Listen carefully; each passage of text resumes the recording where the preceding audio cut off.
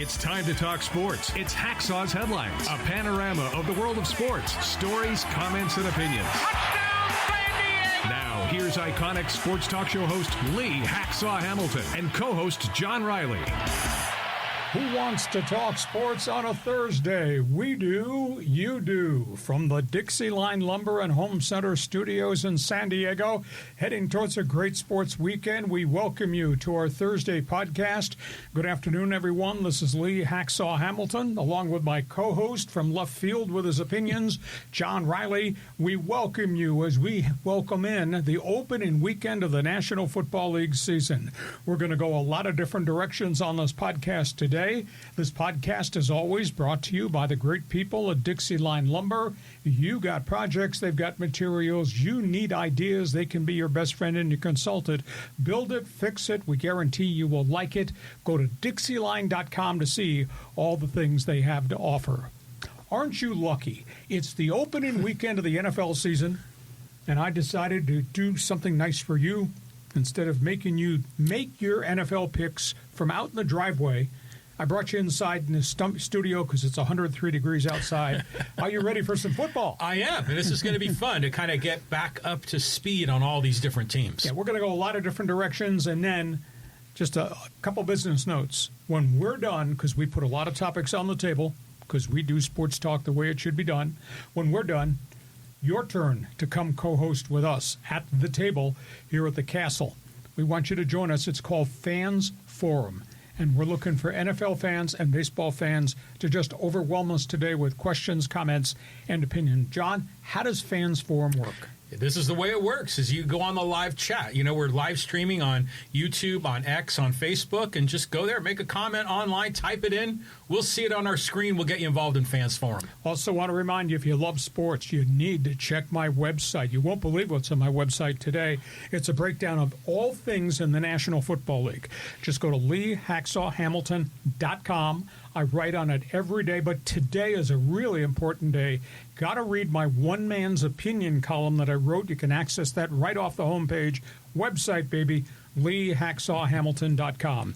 Follow us on social media. You can just type in my name, Lee Hacksaw Hamilton, hit the follow button, get ready to participate in all the mini polls, because I do ask a lot of questions nightly on my mini polls on social media. I want you to be part of the Twitter All-Star team. Join my Hacksaw's Insiders group, put you on the email list, register for that on the homepage of my website. Want you to share, tell everybody what these two loudmouths do Mondays and Thursdays at 1:30. Subscribe. When you subscribe on the YouTube channel, you will get the alerts, ding, ding, ding, ding, every time we put additional videos up on the YouTube channel. And between he and I, we probably put 7 to 10 additional videos up in addition to the podcast. So subscribe so you will get the alerts there. We're going a lot of different directions. What an unbelievably great day it is in sports, because it's the opening night of the NFL season. It's the opening weekend of the NFL football season. I'm ready for football. Are you ready for some football? Yeah, I mean, that was like the Monday Night Football theme there for a while. A long time. Yeah. So we're going to go division by division? Yes, we are, and we're going to break it down. I'll tell you my opinions. Him from left field will give you some of his, and then somewhere at the end of this podcast, you're going to give us yours. You got to join us in Fans Forum. Looking for first-timers, looking for football fans, and we will touch some hot topics, too, in Major League Baseball. John, I'm ready. Are you? I'm ready. And, you know, it always starts with the AFC East, so here we go. Let's talk the way they're going to finish. I got the Buffalo Bills winning the division, maybe winning by default. They got Josh Allen. They got James Cook. It will be interesting to see, because they've really tried to upgrade their wide receiver group, bringing in the ex-Charger, Josh Palmer, who I like, bringing in Elijah Moore, who came from Carolina, and they've got some young receivers there. Only burning question I have about Buffalo, they just don't have an elite defense anymore. Not under Sean McDermott. They've had a lot of Pro Bowlers, have played great defense, but more recently not the same. But they win this division by default, because look what else is in the division. You got New England. Mike Vrabel has changed the culture. Mike Vrabel has changed the roster. They signed a ton of veteran free agents. When they tee off on Sunday, 9 of those veteran free agents are going to be starters on that team. In addition, 3 really good draft picks are going to start right from day one. And, of course, they got Drake May. Most unique one I'm going to pay attention to because he's going to play an integral part in their offense is the running back Trevion Henderson out of Ohio State. They really liked him. He played pretty well in the preseason games. I got New England, surprise second. Miami, something's not right there with the Dolphins. Mike McDaniel's got inside turmoil. It's more than just Tua and Tyreek Hill.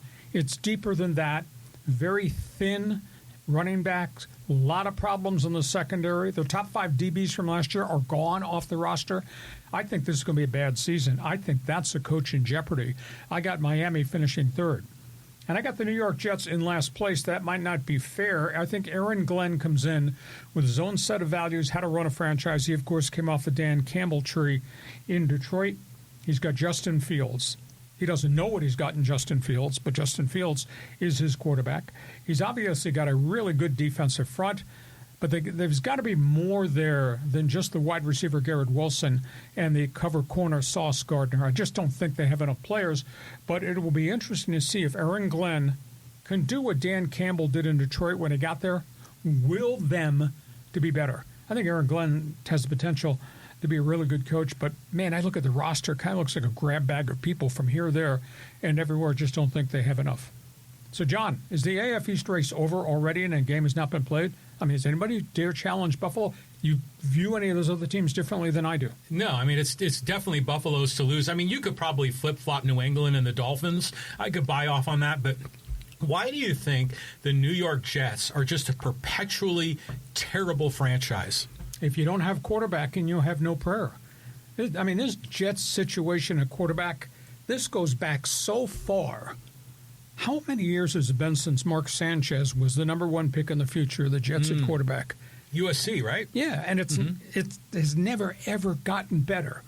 Draft, fail. Draft, fail. Free agent, fail. What a disaster.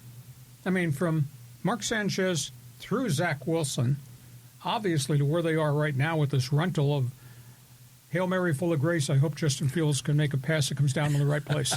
So that's the epitome of the problem. You don't have a quarterback, and they've not had a quality quarterback in a long time. You know, a year ago this week, or 2 years ago this week, I really thought Aaron Rodgers, rental, that'd get him to the next guy. And Rodgers probably got hurt, and last year wasn't much of a season either. So you don't have a quarterback who got problems. They got problems on Headstem and Long Island. Bring back Chad Pennington. Yes. I know. You have to, or Dan Marino. Or no, not Dan Marino. Joe Namath. Yeah. That goes way back. Way back. Okay, that's all things in the AFC East. Buffalo is the team to beat. Buffalo has already clinched the division, I think. We go from that. Next one, John. The AFC North, and yeah, this will be a battle for Lamar Jackson.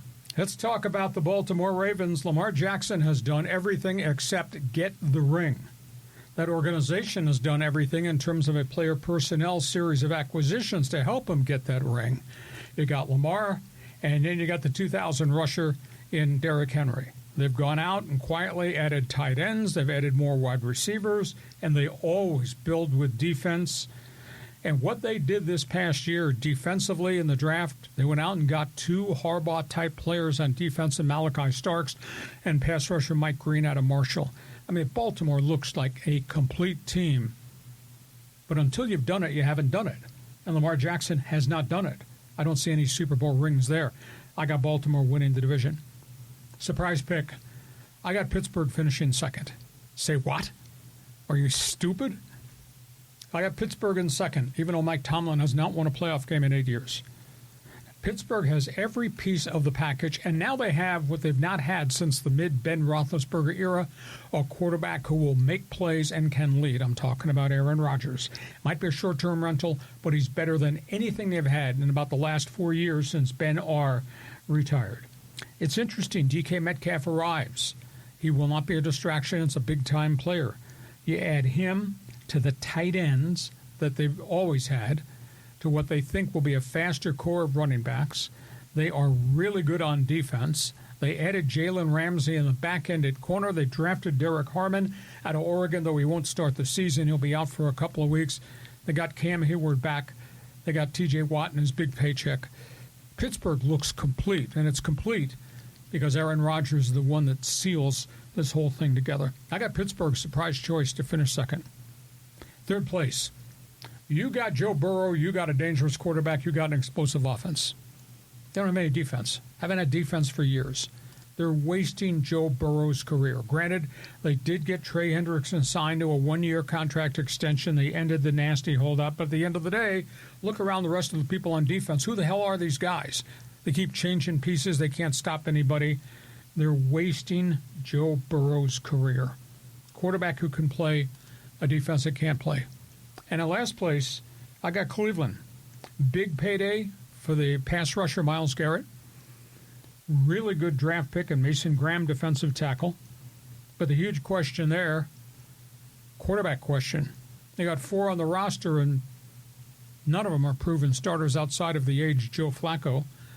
Massive health questions at left tackle and right tackle, where injuries have hurt them 3 years in a row. And who the hell's going to run the football now that Nick Chubb has departed after injuries in free agency?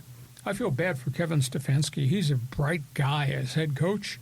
He just looks cursed by everything that's happening around him with the roster and the acquisitions. So I got Baltimore running away with it. Pittsburgh is my surprise choice in the AFC North, like New England was my surprise choice in the AFC East. And standing in the parking lot with his opinion from left field, John says... You know, it's just like the AFC East. I look at that ranking, and I'm saying 2 and 3 could flip-flop. I could see that going either way. But, yeah, I mean, Lamar Jackson, dominant. This is his team. But, you know, every year it's Josh Allen, Lamar Jackson. We have all these great quarterbacks in the AFC, and they can never get over the Chiefs. You know, so do you think this is finally the year that maybe the Ravens get to the Super Bowl? Baltimore's done everything except get there. Yeah, exactly. Now, Kansas City has been there. Buffalo's done everything except do it in the playoffs to get there. So somewhere you got to learn from it, and somewhere your organization has to add whatever the last missing link piece is to help you get there. But you're correct in your assessment. They are right there. Right there. But right they haven't there. gotten across the line. No, they haven't. And by the way, the Browns, I think, are going to be the lovable franchise to root for because of all the drama. You know, and I, you know, again, you got Flacco, you're rolling him out there, but Gabriel looked really good in the preseason. Shedeur Sanders is a great story. And I think there's really only 3 quarterbacks now, right? Because they got rid of Pickett. You know, so the Browns should be a kind of like the soap opera that can entertain us while, you know, Lamar Jackson goes out and kicks some ass. Are you comparing the Browns to the 120-loss New York Mets back in the day? Yeah, the lovable Mets, yeah. Okay, that's all thing. You agree or disagree with me on Iron City Beer in Pittsburgh? Steelers second place. Oh, Steelers second place. Yeah, you know, well, it's the whole Aaron Rodgers thing. You know, is it going to work this time? Because Aaron Rodgers was great in Green Bay, but he didn't. He's only been with the Jets, and now with the Steelers, and he didn't do anything with the Jets. So I could see a potential Aaron Rodgers, Mike Tomlin kind of face to face yelling at each other situation. Hasn't happened yet, though. Yeah, it might. Okay, that's all things AFC North. Feel free. If you have an opinion, agree with us, give us thumbs up. Disagree, tell him he's wrong. Let's move to the next division. Okay, let's go down the list here, and we're going to go to the AFC South. And this division's kind of sorry. Oh, Sisters of the Poor division, nice headline. Houston's done a great job roster building. Dan Cesario, who came from New England, has done a great job. D'Amico Ryans is a really good coach, been in the playoffs twice already. Look at the mess that he inherited. They got C.J. Stroud. They got 2 veteran power running backs. They have a fistful of young wide receivers who can run. And they got Will Anderson and a pile of guys who can play defense. This is a really good team. It's a really young team. They've had to fix the offensive front because Stroud took a pounding, but they were very active in the offseason. I'm going to be intrigued to see whether or not, from a personality standpoint, C.J. Stroud is more precise in where he's throwing. He's not running for his life all the time. I guess the bottom line is, have they fixed the offensive front to make them, top to bottom, a really good team? But I'll tell you what, they play defense. Damn, did they play defense. So I got Houston winning the division because there's nobody else in the division. Jacksonville, Liam Cohen comes in as the head coach, brings his playbook. He's got Trevor Lawrence. That's a project. That's reconstruction, talent-wise, reconstruction, confidence-wise. Fun to see what they do with Travis Hunter. Depth chart just came out yesterday. Hunter will be the starting wide receiver on one side. He will be the first cornerback off the bench when they go nickel. He's not going to play every down on defense. Burning question. They've had a lot of injuries on that football franchise. Burning question. Do they have two healthy running backs? Because both those guys were hurt last season. This is kind of a make-or-break year for Trevor Lawrence. You know, he came in from Clemson, came in as a hot commodity. They got to the playoffs. There was that 27-0 deficit with the Chargers in the playoffs. They came back and won that game. Oh, it's a burning question because since that point in time, he's given ground. He's also been beat up because the team hasn't been very good around him. So keep an eye on that. Indianapolis. Daniel Jones takes over after the franchise gave up on Anthony Richardson. Jones will be a stabilizer. He won't see anything in Indy worse than what he saw as a quarterback of the New York Giants when he made them competitive, but he took a terrible pounding, got hurt, wound up leaving as a free agent. Huge question, do they have enough skilled people around them? That's really debatable outside of the running back, Jonathan Taylor. Can they keep their defense healthy? They've had some really good players there, just not been able to stay on the field. Likely a long season. Guy to watch, is he an H-back? Is he a tight end? Is he my fullback? I'm talking about Ty Warren from Penn State. Oh, yeah. They're going to spread the ball all over the place. So new leader, Daniel Jones, maybe he'll make them more competitive. Obviously, Anthony Richardson is not playing right now. Last place, Tennessee. Cam Ward, it's your team. It's going to be a long learning curve season for him. This is a massive rebuild. The one thing about the Titans, and nobody will talk about this because defensive line play is not sexy. Love their defensive front led by Jeffrey Simmons. But those guys can't be on the field 60 minutes a game. So it'll be interesting to see the growth of Cam Ward, but this is the epitome of being a top pick going to a really bad team, and this is a really bad team. And the Titans, once upon a time, were really good. So not much of a division. Has Houston fixed the offensive front? That, to me, is the most critical thing. If they do, then they become upper echelon in the AFC. Go ahead, John. Take a shot here in the South. You know, it's interesting. This division is totally up for grabs. I mean, a mediocre team, if they just make that one step forward, they can go and grab this thing. And I was thinking about the Jaguars because don't they have like a really young GM, like a new guy, and they wanted to bring a new life, and they went and they got Travis Hunter because he was an exciting two-way player, and I'm happy to hear that you were saying he's going to be the first off the bench to play D, which I think is going to make the Jaguars some must-see TV. Yep. I mean, so imagine if you've got Travis Hunter, you fix Trevor Lawrence, you got the new coach with the new playbook, a young GM. You know, suddenly things could open up for Jacksonville, and they could maybe turn the corner. No, you're right. I'll be interested to see the impact of Leon Cohen, real bright light, and Trevor Lawrence, because that thing has been a miscast team the last couple of years. Like I say, Lawrence's career just seems to be going in the wrong direction. Maybe they throw a switch because they have drafted, that front office has drafted a bunch of young skill wide receivers last year and this year. So that's going to be fun watching. That's all things AFC South. To the AFC West, where we all have opinions. Oh, yeah, for sure. I know you do. Kansas City Chiefs. The season's not about Mahomes. It's not about Travis Kelce Swift. It's not about their really good defense. This season turns on left tackle, right tackle. Can Josh Simmons, the Ohio State left tackle, the ex-Aztec, the number one pick, can he do the job at left tackle? Can Jalen Moore, in a combination with Jawan Taylor, hold up, do the job at right tackle? Andy Reid is of the opinion, yes. We fix those bookend guys. That protects Mahomes. Mahomes in the pocket is much more dangerous. And by the way, we got a lot of diverse speed, and we're going to attack down the field because Mahomes is not going to be running for his life. It's going to be fascinating to see.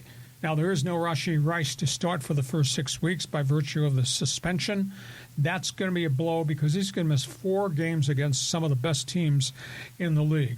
But if they are what they think they are because they fixed the pass blocking and the run blocking, they're going to really be dangerous. So I got Kansas City winning until somebody takes them out. I don't know that Denver can take them out, but I think Denver is going to be the second team in the division. You got Sean Payton, Bo Nix back for their second year. You got a number one ranked defense that just added Jared Barron at a great cover corner from the University of Texas. You add into that 2 free agents they signed from the 49ers, Dre Greenlaw and the veteran safety Tefnaga. Those are pretty good football players doing already really good defense. And on offense, it's more than just Bo Nix and more than just Cortland Sutton. Now they went into the marketplace and they got a really good pass-catching tight end in Evan Ingram, and they got the near 1,000-yard rusher, J.K. Dobbins, and they drafted another running back, R.J. Harvey. I think they got every component to take the next step. It'll be interesting to see how different they are in year 2 with Peyton and Nix than they were in year 1. Chargers. I think Joe Horwitz done a great job in 2 years loading that roster with athletes who can run. Only concern I have, and I might be the only guy in a street corner saying I have no problem with Justin Herbert. The whole world is writing as in one bleep. He's put up all these numbers as in one bleep. Well, that's an organizational failure. He's played hurt virtually every year because he's taken such a pounding because the offensive front was so bad. And they haven't had game-breaking wide receivers, and the running game has been skitterish and iffy throughout the course of his career. And he's gone through coaching changes, offensive coordinators, etc. What's wrong with the Chargers is not the quarterback. It's easy to say he's never won a playoff game. He's 0-2. It's easier and more realistic to say the organization has failed him. Now, they think they've fixed the offensive line, though this loss of Rashawn Slater is huge. I think they have enough at wide receiver. I'm still waiting for Quentin Johnston to show up as an every Sunday player, causing problems rather than an in-and-out guy. They think they're going to be okay at running back. Najee Harris today was just named the starter for Friday night's game, despite just 6 days of practice. So you got Harris and you got Omari Hampton. I think offensively they're going to be okay. Huge question. Life after Joey Bosa and life after the 2 defensive tackles that were allowed to jump ship as free agents. That's a lot of uncertainty. Do they have skilled people who can rush the passer? Damn right they do. Jesse Minter will dial up everything from Khalil Mack to Thule, who's replacing Bosa at that rush end position. I do love their back 7. They are really deep at linebacker. They got a lot of athletes in the back secondary. But if you can't stop the run, and we'll find that the first couple weeks of the season, if you haven't replaced those bookend inside tackles, you've got a real problem. But what's wrong with the Chargers has nothing to do with Justin Herbert. I think they're really, really close. But until they answer my questions, and my questions are the only ones that count, until they answer my questions, I can't see them winning the division. And I think Denver's a little bit more complete than the Chargers are right now. And the last one is the Raiders. This is so intriguing to me. This is a new era with a proven leader in Pete Carroll, a big play quarterback in Geno Smith, obviously a big play college running back in Ashton Genty. But that's it. What you need to do is hand out name tags in the locker room to the offensive linemen, because we don't know who any of these guys are, because hardly any of them have played with any success. And although I like the defensive front from Mad Max Crosby to the other side, I don't like the back 7. They lost everybody. And they were building a good defense, and they lost the linebackers and guys in the secondary. So they're going to hand out name tags. Hi, I am, and who are you? Oh, you're my teammate here. Okay, in cover 2. I just don't know they have enough players. And they just lost another player today. Amari Cooper, the wide receiver, quit. Walked out. Wow. Went to a team meeting and informed them, I am retiring. Wow. And again, he's been a solid receiver. He's not been the superstar I thought he would be when he came out of Alabama. And he's moved around the league a bunch. And now he's walked out on the Raiders 2 days before they're supposed to play their first game. So Pete Carroll's, it's work in progress. I'd love to see the energy. They will find some buyers on defense. I just don't think they have a really good 53-man roster. I don't think it's complete. So it's Kansas City's game until somebody knocks the crown off Andy Reid. You buy what I say about who finishes second versus third? Go ahead. All the fans are going, man, Hacksaw's a Charger hater, man. Because Charger Nation, I think, thinks that they're definitely the number 2 team in this division. Could be, but... Yeah. But the questions I have, those are legitimate questions. They are legitimate questions, but it's just funny. It's the rivalry going. Yeah, you got to pick Kansas City number 1, but it's funny how you have the Browns at the bottom of the AFC North. You get the Raiders at the bottom of the AFC West. And they're both the soap opera teams, right? Mm-hmm. And so they're going to still be fun to follow, even if, they're well under 500. But I wanted to ask you, you say Najee Harris is going to start for the Chargers. Yes. He hasn't played a lick in preseason. He's barely had any contact. Why not start the kid Omarion Hampton and then bring Harrison off the bench? Important game. It's Kansas City. It's their defense. It's Steve Spagnuolo. You got to have blitz protections. Veterans can do that. Young guys in their first time at war. probably get overwhelmed by it. Not to say Hampton's not going to get snaps. He'll get some snaps. And they must firmly believe Najee can stand up and take hits. We'll see. If Najee gets stunned and he has to come out, or Najee's not Najee because he's had virtually no practice, then Hampton is going to be the guy with Haskins as the backup short-term fullback, if you will. But they're going to throw the damn ball. Now, do you agree or disagree with me? The problem in Boltville has nothing to do with Justin Herbert, because whole national media is making it as if the failure of the franchise, owned by the first family of football, the Spanoses, is Justin Herbert's fault. That's ridiculous.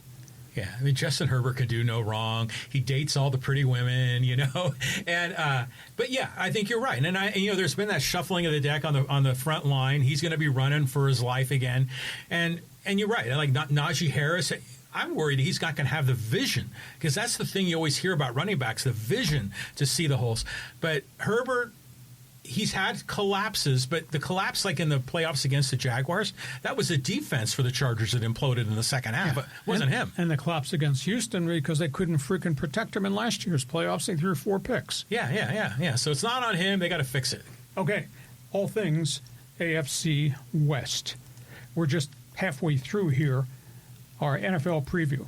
Just a reminder, podcast, when we're done with this NFL preview, we're going to the chat box, and your football question should be up there on the board. So, John, just remind all the new people, the NFL fans, how they join us in the chat box for Fans Forum when we're done with the podcast. Casey is already in the live chat, and he's given his own breakdown of every division and all the playoff pictures. So if you got a similar comment in the world of sports, a question for Hacksaw, maybe you have a different opinion on how you would rank and stack rank these teams in each division, drop your take in the live chat on Facebook, on X, or on YouTube, and we'll get you involved in Fans Forum. And with apologies to the people out there that don't like the host of this podcast, I know what I know, and I know a lot. As for him, he's from left field. What can I say? Well, what's in the NFL, man? I'm on the sidelines. Okay, let's move on. Go from the AFC to the NFC. Yeah, the NFC East, the beasts in the East. Philadelphia, they won the ring with every type of talent you would want on the roster, and they're virtually all back. And obviously, Jalen Hurts and Saquon Barkley and a load of wide receivers and a couple of tight ends. A little bit of concern on the right side of the offensive line. Landon Dickerson is coming off a knee injury in camp, has hardly practiced nor played. And they don't have the big right guard. Mickey Becton was allowed to leave, which kind of stunned me. Defensively, they're really good, but they lost 2 inside defensive tackles. They let some kids, led by Josh Sweet and Milton Williams, go to free agency, which really kind of stunned me, because historically you don't let young developing stars leave. But the Eagles did. But the Eagles turned around and drafted. Their top 5 draft picks were all on the defensive side of the game. I got the Eagles winning the East. I got Washington, which was the surprise team last year, finishing second. But they're not going to sneak up on anybody this season. Can Jaden Daniels duplicate what he did last year, now that every defensive coordinator in the league has got a season worth of video on the quarterback?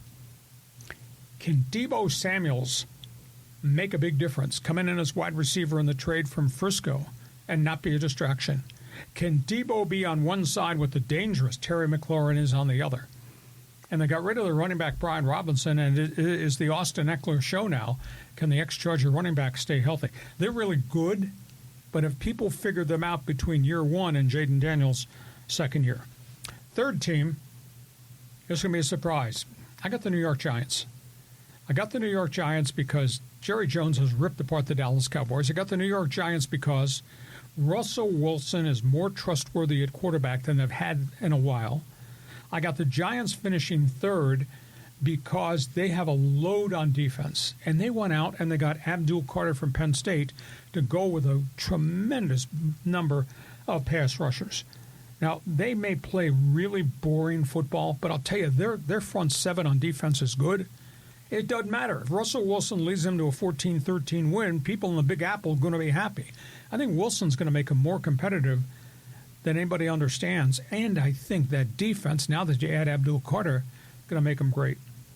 I got Dallas in last. How about that culture shock? If the Star finishes in last place in the division, Jerry Jones makes changes. They make them for the best. You think they're going to wind up missing Micah Parsons? Because I really do.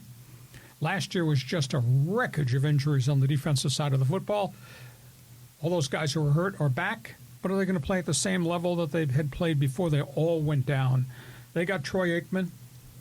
Congratulations, you got George Pickens. We'll see how that relationship works out. Is he going to be a distraction? Because now you got two divas. You got CeeDee Lamb on one side, George Pickens on the other. Did you say Troy Aikman? No.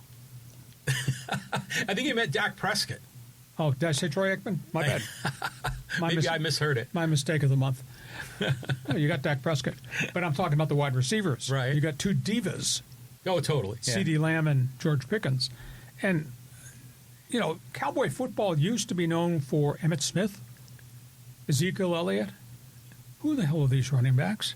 They don't have a heavy-duty running back. So I just think the roster is flawed, thanks to Jerry Jones. I got the Cowboys finishing last.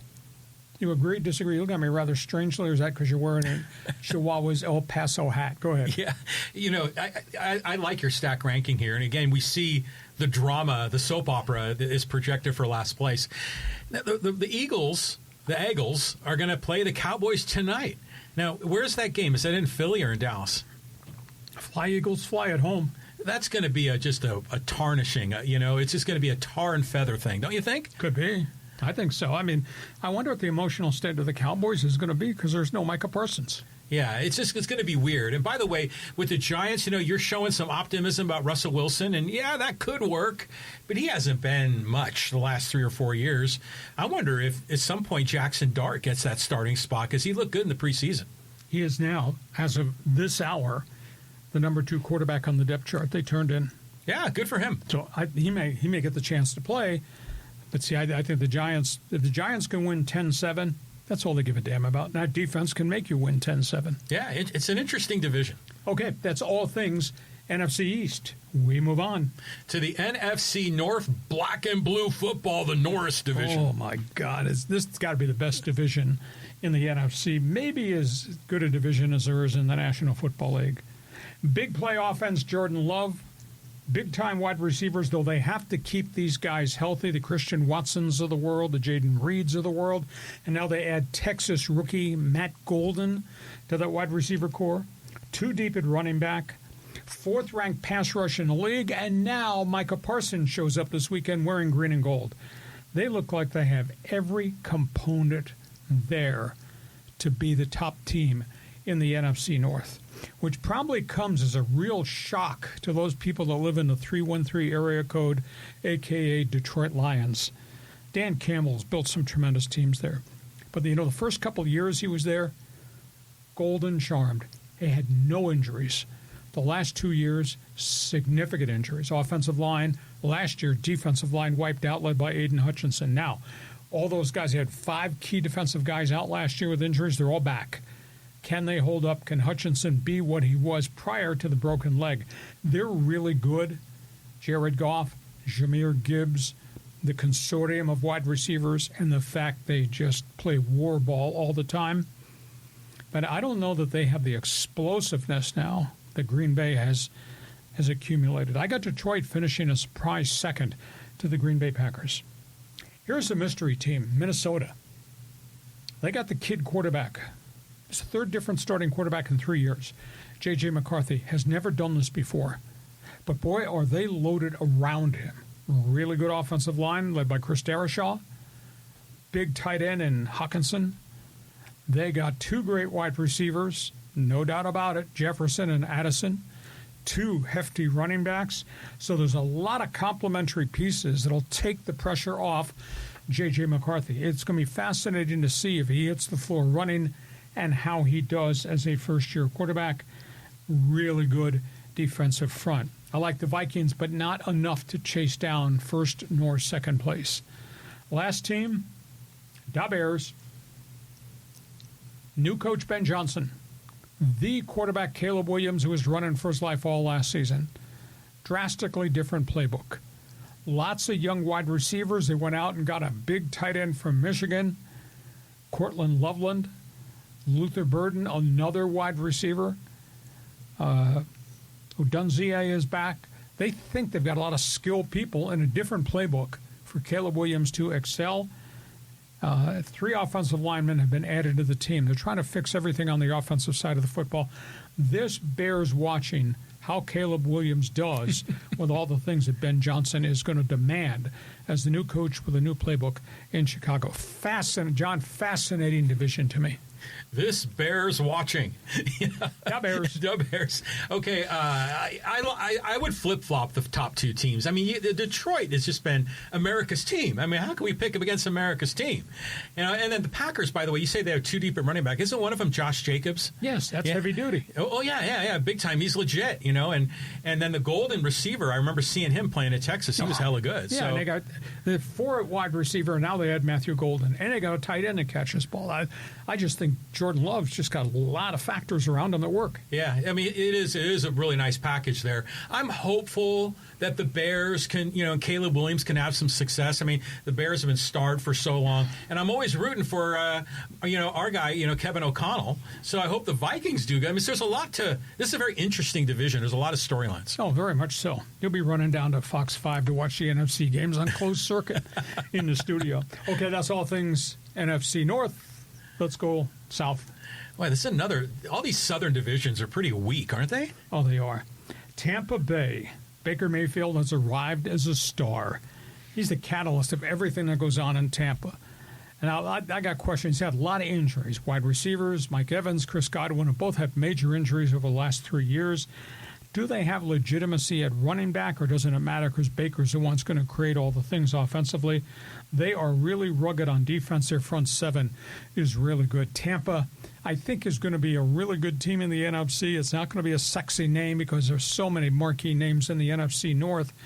But I think Tampa's going to have a good season. And Baker Mayfield has just arrived as a star and a personality, and they signed him to this mega contract. He owns everything now on the Sun Coast. I mean, he is their star. After that, who cares? Atlanta, Michael Penix, it's your team. Now, they do have a pretty good insurance policy if this does not work out. If Michael Penix is too overwhelmed, they go back to Kirk Cousins. But we know that Kirk Cousins will throw for yards, he'll win some games, but in crunch time, he doesn't get it done.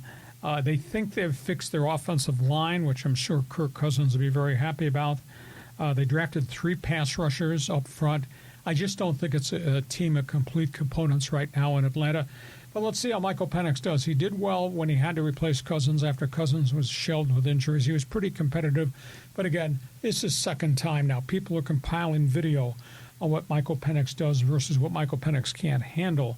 So we'll see what the second year for him is like. It's the 3rd year for Bryce Young. Carolina, I mean, they've been out there without a lot of talent. And Bryce Young was drafted and had to play and didn't play well, and then last year played miserably, got benched. He came back the back half of last season when they put him back in the lineup, and he played pretty well. Good defensive front. But what they've done the last 2 drafts, and it's not gotten a lot of recognition because they've been so bad as a team, they drafted 2 stud wide receivers. They just drafted Teddy McMillan from the University of Arizona, 6'4", and last year they drafted Xavier Legette, although he was hurt for a chunk of the year. So I think they're putting some pieces around Bryce Young. And Bryce Young, when he came back after getting benched, he played really well the second half of the season. And then there's a team that I think is in massive trouble, and this is New Orleans. There is no Derek Carr. He's retired. They still have Alvin Kamara. They have Chris Olave. But they don't have a quarterback. I mean, they got 3 on the roster, but they don't have a starting quarterback. They're starting Rattler. Tyler Shuck, the rookie from Louisville, is there. They just re-signed Jake Haener, so he'll be the 3rd quarterback on the active roster. Can you protect them? That's a big question. Who's going to play defense? I saw them in preseason twice. They look miserable. So, hey, this is Baker Mayfield's division. Welcome to my party.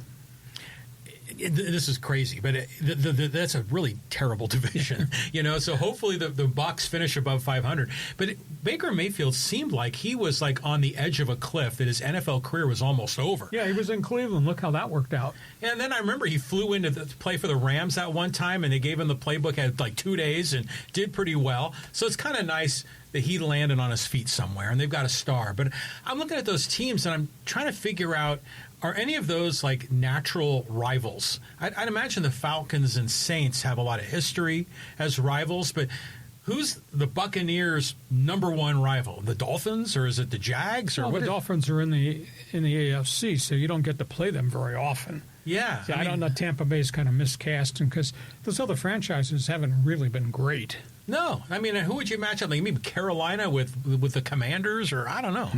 So we'll see. I mean, Tampa's going to run roughshod. You know, Tampa could probably win 6 games right there in that own division. They could be 6-0. Oh, yeah, there you go. I agree. Okay, that's all things NFC South.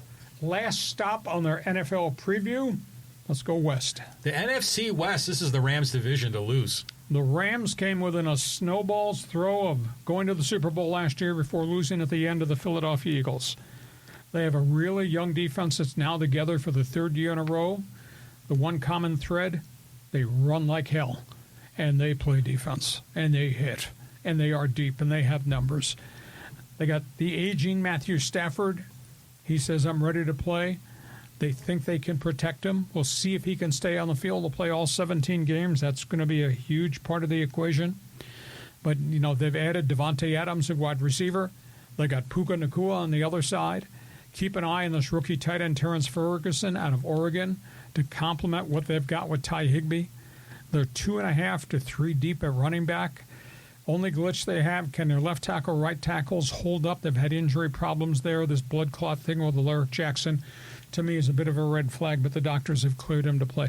They look like they have every component to be an elite team in the NFC. Seattle, which is the real Sam Darnold, the one that went through 13 amazing games with the Vikings under Kevin O'Connell's guidance, or the one that fell apart at the end of the season and Minnesota elected not to re-sign. It's going to be his team in Seattle with the Seahawks. Will they miss DK Metcalf? I don't know. They picked up Cooper Kupp. Kupp's a little bit, he's got a lot of miles on him. But you got Kupp and then Jebus Smith, the Ohio State wide receiver. They're 2 to 3 deep at running back. They have to stay healthy. They've had a lot of injury problems, running back injury problems, offensive line. I guess my burning question, do they have enough in the back 7 defensively? I like Seattle's defensive front, but I don't know whether I trust Sam Darnold. Was that the real Sam Darnold we saw? Was that the Sam Darnold at the end of the season when everything got to him and he fell apart? Arizona, they've worked really hard under John Gannon. They play really tough defense. Gannon came from Philadelphia, so he knows defense. So now you got Kyler Murray, better receiving core, couple of veteran running backs. They added an Eagle, Josh Sweet, who came from Philadelphia as a free agent. I was absolutely stunned. They drafted a big defensive tackle, Walter Nolan. Won't play the first game because he had a minor calf injury, but everybody that have canvass's opinion, this is a stud. I think Arizona is going to be good. Is Arizona anywhere equal to the Rams? No. But they could confront Seattle for second place. Last year was miserable at 6-11. I fear this year could be worse. I have a terrible feeling about the 49ers. They had to extricate themselves from a whole bunch of veteran players, free agency. You know, they trade big play guys and personalities and guys that were distractions like Deebo Samuel. They had contract problems. They had cap problems. They've had a lot of injury problems. This preseason's been an absolute mess. At one point, their 6 top wide receivers were all out of practice, could not play in exhibition games because of injury. They drafted 5 guys. Their top 5 picks were all defensive players. So keep that in mind. A lot of young guys going to be playing up front. Got Christian McCaffrey to go with Brock Purdy, and then they traded for Brian Robinson from Washington. So they're 2 deep at running back, and maybe they think this young offensive line is going to wake up and be really good. I just don't think they have enough components right now. I don't think they have enough proven commodities, and it's just lost so many veteran players off their rosters. I think it's going to be a really tough year for Kyle Shanahan. So that's what I think about what's happening on the West Coast. Tell me what you think. It's just weird to see the 49ers at the bottom of the list, you know? Well, you could say I'm full of crap, but that's okay. You wouldn't be the first one. No, it's just, I mean, the Rams, it's their division to lose. You got Seattle, too. I mean, Arizona, you don't know what they're going to be. You know, so let's talk about the Rams for a minute because they're going to win this going away, this division. Now, do you see, like, Devontae Adams being, like, Stafford's number 1 playmaking receiver? He's not going to supplant Puka Nacua, is he? No, but how are you going to cover both of them? You can't double both of them. And by the way, they got tight ends they're going to throw to. Terrence Ferguson, I think, is a potential of a star in the making for the Rams. So I mean, it's going to be fascinating to do with schemes. And how do you defend Devontae Adams? Do you have to double him, or can you match up single? But he's so big, and he makes plays, and he gets open. We know how dart and dash and how fast and yards after catch Puka is. So, I mean, Matthew Stafford's got a lot of different things he can go to get the ball down the field. Yeah, he does. I mean, the team is just solid up and down. But, yeah, the other three teams, I mean, it's just a jumbled mess. And that defense, that Rams defense. Oh, yeah, every hella good. Great coach, good GM. Yeah, I just think it's fascinating. Okay, those are the divisional breakdowns. I'm asking you, urging you, no, hell, I'm demanding. You join us in Fans Forum. There should be no excuse for all the football fans with us on the live stream. No excuse for you not to jump into the chat box. And again, John, how does the Fans Forum chat box work so they can tell us their opinion about our NFL picks? Yeah, I mean, it's your chance to get involved. You got a question for Hacksaw. You have a different opinion on how these divisions should be set up. Just drop your take in the live chat, YouTube, X, Facebook. You know, love seeing first-timers in the list as well. Tell us if you agree with me. Tell us if you think he's crazy.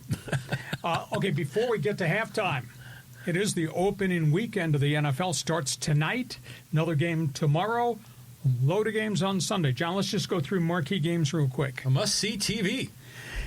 Cowboys-Eagles, Thursday Night Football. Does Dallas survive all the distractions that Jerry Jones has created? The bigger question is, how much does Dallas really miss Micah Parsons? And then you got, what is Dallas going to do defensively to hold up against Jalen Hurts? Hurts throwing to A.J. Brown and the other wide receivers, and Saquon Barkley. I'm not going to say it's going to be a blowout.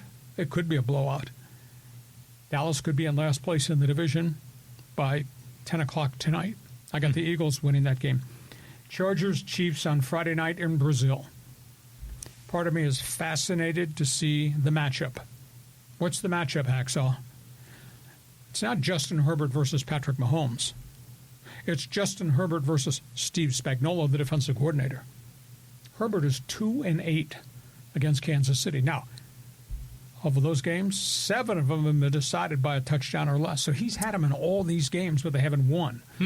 But he's 2-8 against them. Mahomes, by the way, is 10-2 against the Bolts. So the Spagnuolo matchup of what he does defensively to slow down Herbert remains to be seen. Spagnuolo has a history of pressing the blitz button. You've got this reconfigured offensive line. Are they going to better protect him? They didn't run block very well. They're going to run block with new people this year so that Najee Harris and Hampton can run the football. That's going to be interesting. What is life like after Bosa and those 2 defensive tackles?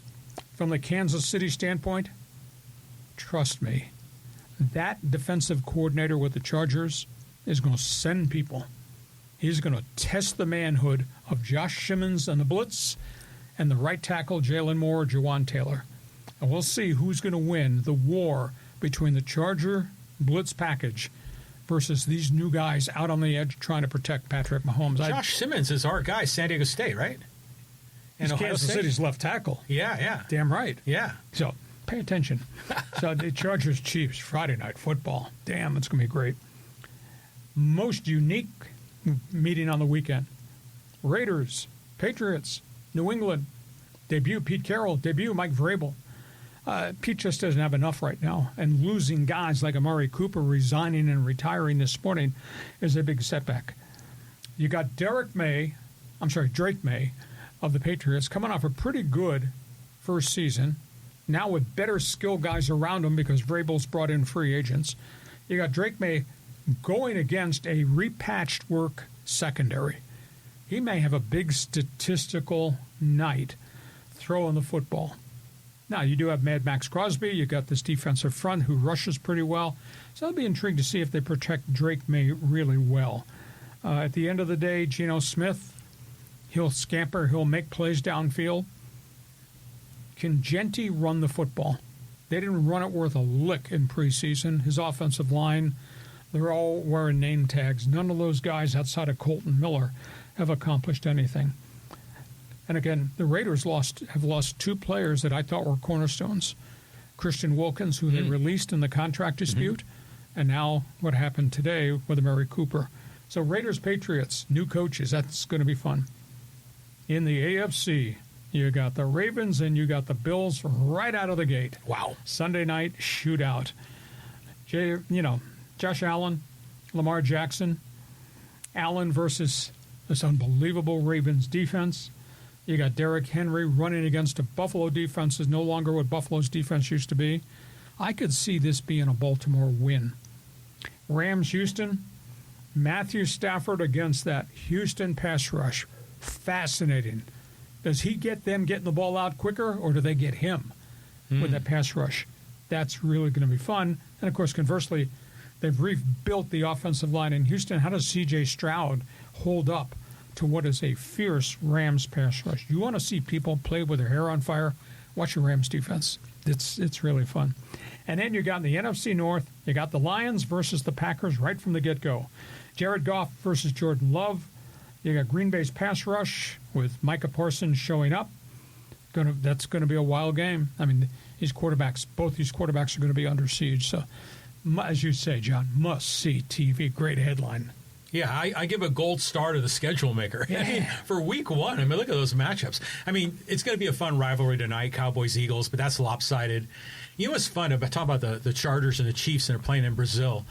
The social media team for the Chargers, they kind of talked to the players after practice, and they were just having some fun. They were talking about who do you want to sit next to on the plane. It's like a 12-hour flight, and they were sampling like little kinds of Brazilian snacks, and they were kind of experimenting, get to know some of the players. I like that kind of content on social media. You have a lot of spare time on your hands, don't you? No, it's good. It's good stuff. I mean, I'm rooting for the Chargers, I think. I mean, I don't know if I should say that as a San Diegan anymore. The Raiders-Patriots should be fun. Vrabel is a personality out there. But I grew up as a Raider fan, during the Ken Stabler days. So that's where my heart is going to be in that game. Bills, Ravens, holy crap, week one. I mean, that's like AFC championship material. Rams, just like you say, they're going to be fun to watch against the Texans. And, geez, the Lions-Packers, is that one going to be Monday night?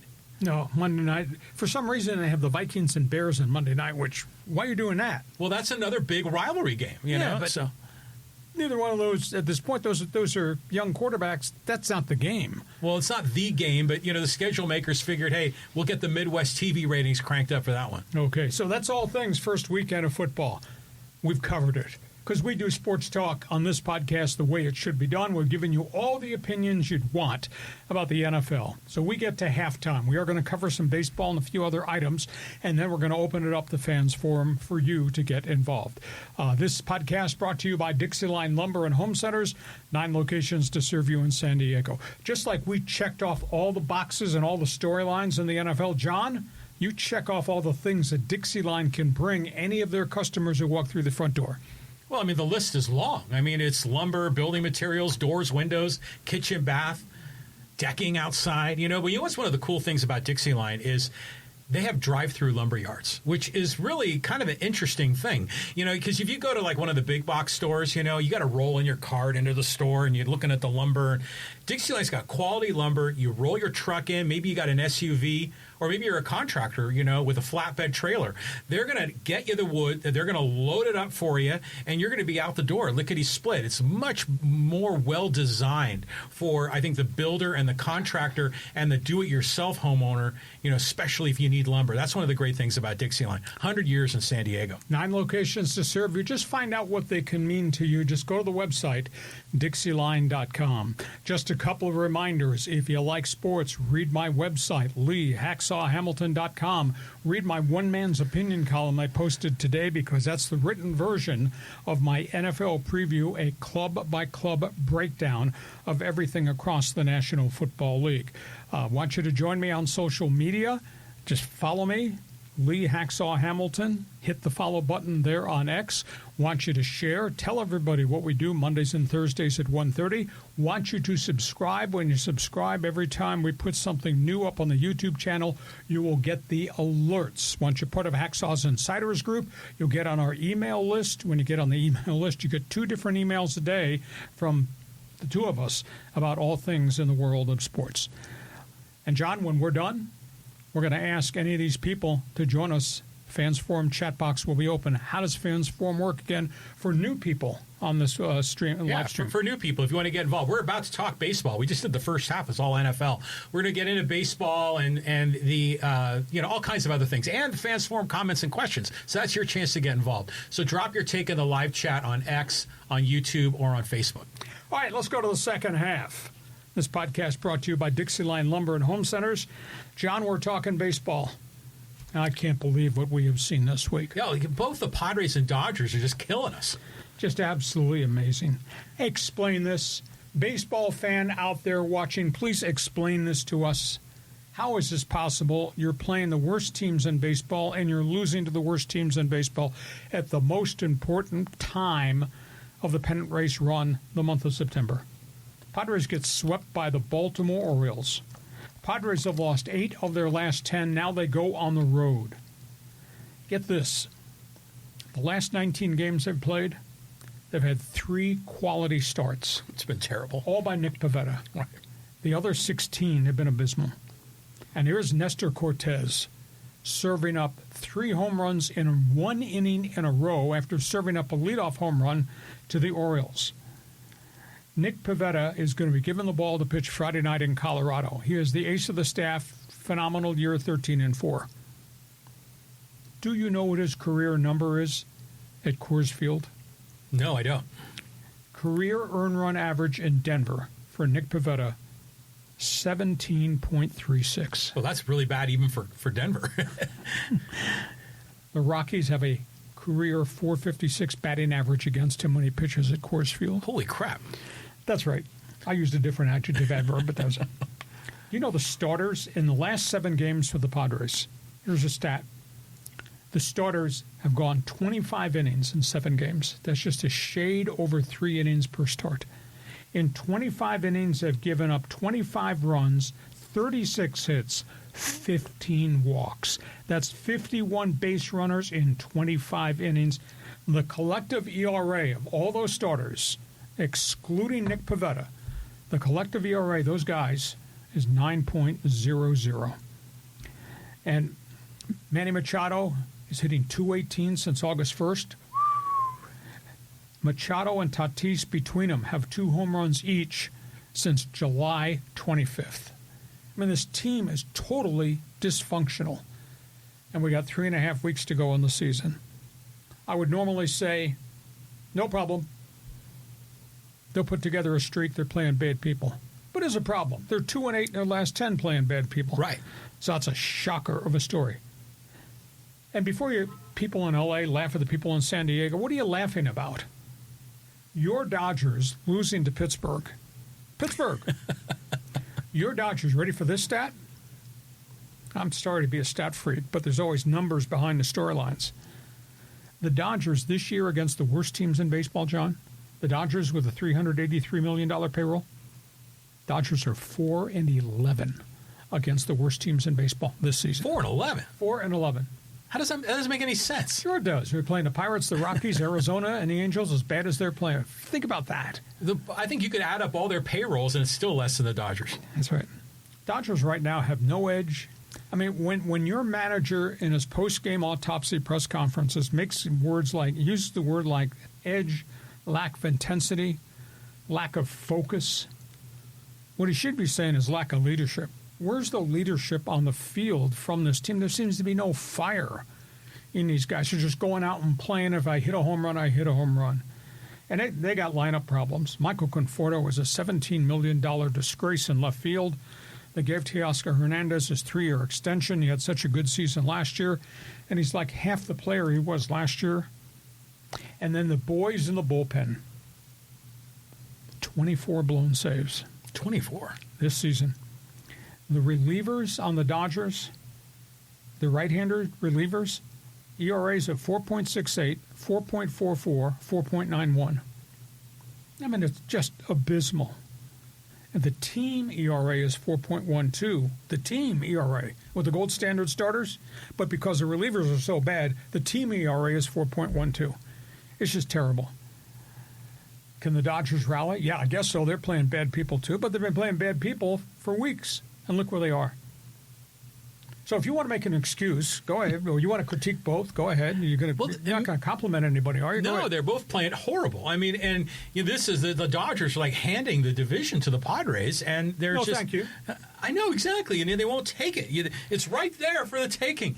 It just sort of makes me wonder. Is a 162 game season just too long? Bingo. Because I think they're just dragging. Through August, this heat, everything else. So I don't know. I mean, you're talking about the Dodgers bullpen. I mean, think about all the great closers the Dodgers have had, like Jay Howell and Eric Gagne. Where's one of those guys? I mean, they have nothing. That bullpen is a shambles, and even like some of their star hitters have gone through slumps, and it's just been a mess up there. And then the Padres just keep tripping over themselves. I mean, they're both going to back their way into the playoffs. Yeah. Now, granted, playoffs, that becomes a short series. Here's the thing that alarms me. If you're staggering and stumbling around against the Pirates and the White Sox and the Rockies and the Orioles, what is it going to be like we get the first week of October when we start playing real people? Well, yeah. Well, I know. I think the Dodgers and Padres probably are thinking, well, we can turn it on when we need to turn it on, but you can't do that. I don't think especially in September. I mean, you got to get on a roll. I mean, I know Schilt must be like just hitting himself in the head trying to manage his team. Just absolutely amazing. So you're a Dodger fan, you're a Padre fan, you're a baseball fan. It's always been part of this podcast since day one. Join us in the Fans Forum chat box. What do you think? What's going to happen? Is there a solution to what we've seen? Because what we've seen the last couple of weeks, wow. Hard to believe. Okay, we go from baseball. Let's talk hoops. This is a weird story about Kawhi Leonard. Yeah, this really has the potential to be a really ugly story. The NBA has begun an investigation into a business relationship that Kawhi Leonard and his uncle-agent have set up with a company that went bankrupt, that paid him $28 million on the side, or maybe I should say $28 million under the table. The allegation is what a tree company did with Kawhi Leonard was circumvention of the salary cap. Kawhi Leonard made a deal for $28 million to endorse a tree company, did absolutely no work whatsoever. The company wound up going bankrupt, and all these documents surfaced in the bankruptcy hearing of these payments to Kawhi Leonard. Volumes of money, $28 million. Now, this is after Kawhi Leonard had signed a massive contract for $176 million with the Clippers. Then this side deal came in. He was not allowed to make more money by virtue of being with the Clippers. And the insinuation of the allegation, because people who work for this bankrupt company in accounting testified in the bankruptcy case that money was paid to Kawhi Leonard to circumvent the salary cap. Yikes. Now, is Steve Ballmer guilty? We don't think so. I don't think so. He's not that kind of man.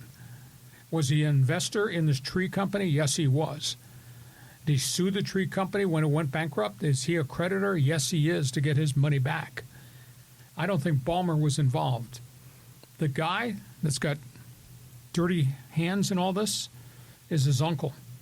His uncle has been at the center point of controversy representing Kawhi Leonard since Leonard was a pro with the San Antonio Spurs. The uncle, Daniel Robertson, up in the Riverside County area, went to the Toronto Raptors after Kawhi had negotiated what appeared to be a lockdown deal to stay with the Raptors, the max contract. The uncle came back and asked for 4 different endorsement packages on the side, under the table. Toronto Raptors said, we can't do that. That's illegal. NBA got word of it, and they informed the Raptors, you can't do that. That's illegal. So that uncle asked sidebar deals on behalf of Kawhi Leonard in Toronto, and then the report was that he asked for similar sidebar deals with Steve Ballmer. Hotels, ownership of the club, plane flights, endorsement money on the side. Ballmer said, can't do that. We're offering you the max contract of $173 million. So it's apparent to me that Daniel Robertson has got dirt on his hands going out to get all these sidebar deals that in essence circumvent the salary cap. I don't know where this is going to go. The last team that was involved with circumvention of the salary cap was the Minnesota Timberwolves with big high-scoring forward Joe Smith. When the NBA got done with that investigation, they stripped the team of 5 first-round draft picks. Wow. And they fined him $500,000. So, Kawhi know this? He had to. Kawhi turns all of his business ventures over to Daniel, his uncle. Uncle's got a ticky-tack reputation for a decade representing this star player. I'll be intrigued to see where this goes. I don't think we're going to get a decision within a week, but this thing is going to linger out there till the NBA makes a decision. It's a stunning story. But if you know the history of Kawhi Leonard's representation, connect the dots on all this. Well, isn't this sort of like what Manchester City went through in the English Premier League, where the ownership kind of set up all these marketing deals so they could exceed the salary cap? This is kind of a gray area, because Kawhi's agent is like hooking him up with New Balance, and all the other companies he endorses. And Ballmer probably says, hey, man, I got this tree company, and maybe Kawhi can help them out. And, I know a guy who knows a guy, and suddenly the agent's cooking up the 28 mil for it makes it sound a little stinky. Yes. But in the end, if that tree company goes bankrupt, that hurts Ballmer. Ballmer can absorb the hit. But if there are a lot of other investors, then follow the money. Are they going to eat it? Just so Ballmer can be nice to Kawhi, or is Ballmer going to pay off all those other investors in the tree company? So this could be perfectly above board, or it could be very covert. So I think we need to find more information. Except the tree company executives that were subpoenaed testified to the paperwork that this was salary cap intervention. Oh, so they knew it was a scheme. You got it. And by the way, how in the hell is a tree company going to hire Kawhi? What do they do? They grow trees, or they trim trees? Or? They grow trees, and the green wave of doing business, whatever that means. Interesting. Didn't last, and the CEO pled guilty to $245 million in fraud. Weird. So that's where we are. We'll see where this NBA story goes. You're a basketball fan? You want to comment on the Kawhi Leonard thing? Fans Forum chat box is open. Last set of topics on the table before we let the fans take over this podcast. John, quickly here, we got a lot of different headlines. Yeah, we do. The high-speed sports wire, Johnny Manziel at the top. Johnny football. He's been off the radar for a long time. Johnny Manziel this week popped off. He blames the Cleveland Browns for all the problems he had for his failed NFL career coming out of Texas A&M. He said, they put me in an environment in which we could not win. I did not get the proper coaching. The media pressure that I was under was ridiculous. They are to blame for everything that's ever happened. Now, this is Johnny Manziel, Johnny Football, who last I saw in Cleveland was bar hopping every night, buying drinks for everybody, walking around during the course of games, making signs like, I got the money after he threw a touchdown pass. Blaming everybody for his failure as a person. My God. Johnny Football. Second name. This is really sad. This was a great gentleman. He was a trailblazer.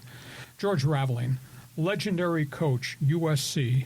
Prior to that, Washington State. Prior to that, Iowa. Legendary business entrepreneur, great black executive for Nike. Cool. Tremendous relationship with Michael Jordan. What George Raveling did in his career as an African-American was phenomenal. He was a confidant of Martin Luther King. Very intellectual man, just a really, really special gentleman. George Raveling just passes away at the age of 88. Interesting story about the culture of New York Knicks basketball. Julius Randle, pretty good basketball player, started with the Lakers. He's moved around a lot, was in Minnesota, and kind of found himself. I always thought he was really offbeat, kind of a strange player. Julius Randle goes public this week, talks about drug abuse with the New York Knicks, and said he was so disenfranchised because he was doing weed all the time. Nice drug testing program in the NBA, by the way. And he says until he got clean, after he left the Knicks, went to Minnesota, he changed his life. He became a star. But he said, I'm a different person now, and I saved my life by the very bad experience I had with weed with the Knicks. Beckett Seneke. Not a household name, will be a household name. Might be here this winter. Number 1 draft pick a year ago of the Anaheim Ducks. Wrapping up a really great career in the Ontario Hockey League. Scored 38 goals this past year. Big 6'4" winger. He's eligible at age 19 to come play in the American Hockey League this season. The NHL at this hour is negotiating with the CHL, which is the Canadian Hockey League that oversees junior hockey. They're going to put in place a bylaw in which every team in the league can assign one 19-year-old draft pick, take him out of junior where he's excelled, and put him into the American Hockey League to play for their respective team. Bennett Seneke might wind up with the Anaheim Ducks. I doubt he's going to make the NHL at age 19. But if this deal goes through, he'd come here to San Diego rather than go back to junior, where he doesn't gain anything by dominating for another year against many younger players. Oh, so that's cool. Interesting to see if he comes here at age 19. And we've talked extensively about auto racing. We've talked extensively about Cadillac One, the F1 team that's going to start next year, and the fact that they chose 2 European drivers. Sergio Perez and Val Bottas are going to be their lead drivers next year, and they had said they were going to hire an American. The American was supposed to be Colton Herta. Then last week, rumors surfaced that Herta was negotiating to go to Europe and run for a Formula 2 team to build his experience and get his super license. You got to have a super license based on experience. Well, Herta changed his mind. Herta's just announced he's going to Cadillac as their test driver. He will be the backup to Perez and Bottas, and he will do all their testing, and he will do laps in practice at each of the major events. And you get your super license by building points. So if he can build his points, that'll fast forward his career into Formula One. But he's going to do it under the guidance of Cadillac One rather than going to run in F2. And the other auto racing story, great career, Will Power, Indy 500 champ, 2-time points champion, won 42 races in IndyCar. He's being let go by Team Penske, which has gone to a youth movement. Will Power, Australian, becomes hot free agent on the IndyCar circuit. So it's going to be interesting to see where he winds up. He's going to wind up with another job. But the thing is, you're leaving Penske. Penske is a great, great, well-run organization. But Will Power is stepping aside. So, Johnny Football, it's your fault. Johnny Football, man. Well, he was a sensation at Texas A&M. Oh, you think? You know, and I was kind of hoping he was going to have success with the Browns. And, you know, he's not wrong that the Browns didn't set him up for success. But you can't say that. I mean, you know, especially with all of his bar hopping and everything. But my guess is that if you were to do kind of a documentary on all the money in sports and NIL and how we got here, I mean, Johnny Manziel is part of that story, don't you think? Well, I don't think he did anything illegal at Texas A&M. That was pre-NIL. But he was signing things and getting a ton of money for it. It was kind of like a way to kind of get around the rule. So, I don't know. To me, I've always liked, you know, his swashbuckling kind of angle. And it was fun that he was drafted by the Padres, too. But yeah. It's funny he was drafted by the Browns, who have such a great history of developing quarterbacks going back. Well, it's like one of those Browns fans wears the jersey with like 20 guys listed on the back of all the quarterbacks. The George Raveling, I knew he was a special man. I didn't know he was a confidant of Martin Luther King Jr. Yes. Wow. The dude's got some gravitas. Oh, yeah, very much so. You know? The story, I don't know if you heard the story. George Raveling was a young man who worked at the nation's capital the day that Martin Luther King gave his speech, I Have a Dream. Oh, really? That's 1963, I think. And George Raveling went up to Martin Luther King's people and said, I'd like to introduce myself. And he did. And he said, I would like a copy of your speech. And Martin Luther King gave him the speech he had just read at the podium. And George Raveling kept that in his archives and had just donated it to Villanova University, his alma mater. Wow. Yeah. Now, George was so influential in the business community of basketball. In addition to what he did, he took Iowa, which was nothing, took USC, which was nothing, took Washington State, which is even less, took them all to the NCAA tournament. Great guy. What a guy. And that's a guy he understood the value of that moment, I Have a Dream, and how that speech would be a collectible. Yeah. And good on him. The Julius Randle thing is interesting because you can't, TB12, and all of his nutrition and all the things, cannabis, marijuana ain't in that package for TB12. So if you want to play at a high level, you need to get off the weed. And then willpower. What a great name in the world of sports. Probably not as good as Dick Trickle in NASCAR, but it's up there. Yeah, good guy. And I interviewed Will Power. I interviewed Johnny Football, and I interviewed George Raveling multiple times. Cool. So, yeah, George was just class beyond class. Right on. What a special man.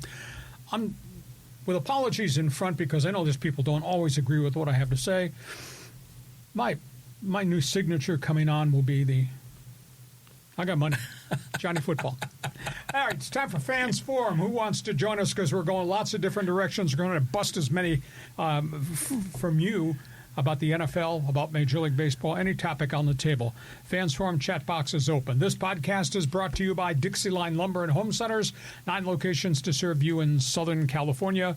You got projects, they got materials. You want ideas, they can be your consultant. Just go to DIXIELINE.com to see all the things they have to offer.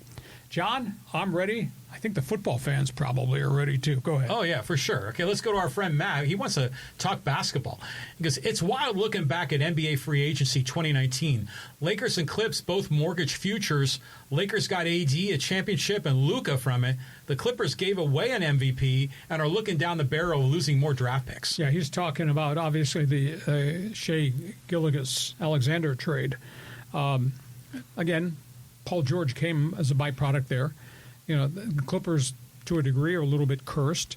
I mean, twice they've built this thing to be really good, and twice it's been eroded and derailed because of injuries, to Blake Griffin, first of all, that knocked him out the first time, and then obviously what happened to Paul George and Kawhi Leonard's continued health problems. So, yeah, one made it work, the other didn't. Now, the difference is the Clippers have draft picks in their pocket, and at this point, we can't say that the NBA is going to strip them of anything as it relates to Kawhi Leonard. This investigation has just begun, but the Lakers have no draft picks. The Lakers have no future once you get beyond Luka. Now, if LeBron retires after this year, then they're going to have a bunch of cap space to use, but they got nothing on the roster outside of the 2.5 stars they have right now. So we'll see where it goes. It's interesting because, back 2019, 6 years ago, and then they did kind of sell. They both went all out for these players. Mm-hmm. But, I think about the Clippers, and you're right, they're cursed. There was a write-up in Sports Illustrated in the late 80s about the Clippers curse then. That was I think when, who was the kid that played ball at Oklahoma State and got drafted? Kind of a red-haired guy, big man down low. Anyways, he blew out his knee right after he got drafted, and they went back, Sports Illustrated, and documented the curse of the Clippers in L.A., San Diego, even the Buffalo Braves. But I think if right now they've got good ownership. I mean, Steve Ballmer seems like he's trying. Yep. He's making reasonably good decisions, but the curse is still there. Well, the curse was all a byproduct of ownership, a.k.a. Donald Sterling. Yeah. And that went on from the minute the Buffalo Braves moved to San Diego, became the Clippers, and he bought them. And that all things San Diego Clippers became L.A. Clippers, and then he was forced out by the NBA. I'd have a hard time believing that Steve Ballmer is guilty of any wrongdoing in this case. I just know so much about the man. Yeah, he's a good guy. And what he has done, not just from a basketball perspective, but from a corporate business perspective. So we'll see where the story goes. I think there's other people in Kawhi Leonard's circle are the ones that have the dirty hands in this situation. Matt, thanks for being with us. Next one. Okay. I mean, Casey loaded us up with every one of his NFL picks, every division. Let's just go to one of them here. And Casey says, NFC West, number 1, my Rams. Second, 49ers, tie for last with the Seahawks and Cardinals. So he's got the 49ers finishing last. Well, tied for last. Well, I concur with you. He's a Rams fan right there. I mean, Seattle's got the question mark with Sam Darnold. Now, Arizona's good. Are they complete? I don't know, but they've added players every year. The John Gannon's been there, and they do play good defense. And I just don't see how the 49ers are going to hold up. They're so woefully short because they lost so many players in free agency, and they've had a miserable siege of injuries in camp. I mean, you can argue, they got Brock Purdy, and they got Christian McCaffrey, and they got Pearsall, the young wide receiver, but they don't have much beyond that. So I think it's going to be a really tough season, Casey, in the NFC West. Yeah, I mean, he's spoken like a Rams fan, My Rams at 1, everyone else at the bottom. That's what that is right there. And as long we're talking predictions, let's get Casey's AFC West. He's got the Chiefs, Broncos, Chargers, Raiders. Hey, that was your order, too. That's right. People be calling you and saying, what the hell's wrong with you, Casey? Hey, thanks for joining us here. I hope you've enjoyed our NFL preview. John, we move on. Okay, this is a funny one. Let's go to Douglas. He goes, you and John Bolton look a lot alike.